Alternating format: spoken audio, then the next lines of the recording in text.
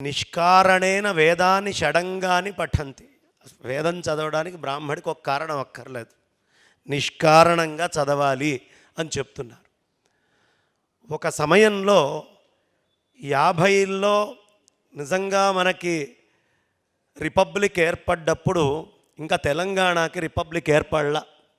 ఇదంతా రజాకార్ల యొక్క, నైజాం యొక్క పరిపాలనలో సాగుతూ ఉండేది. రిపబ్లిక్ వచ్చినప్పుడైనా ప్రత్యక్ష బ్రాహ్మడి మీద దాడి ఎక్కడా జరగలేదు.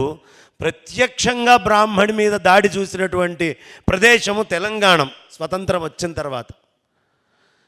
మంథని లాంటి ప్రాంతంలో, చెన్నూరు లాంటి ప్రాంతంలో కుటుంబాలని రక్షించుకోవడానికి నదికి అవతల ఈత కొట్టి అక్కడ బాంబులు పేల్చడం ఎట్లా, తుపాకులు పేల్చడం ఎట్లా అని వేద పండితులు నేర్చుకొని ఆకస్మికంగా వాళ్ళ మీద వచ్చే రజాకారుల మీద దాడి చేసి కాపాడుకుంటూ ఉండే సమయంలో కూడా వేదాన్ని ఎక్కడా తగ్గనీయకుండా వేద పరిరక్షణ చేసినటువంటి ప్రదేశము ఈ తెలంగాణము.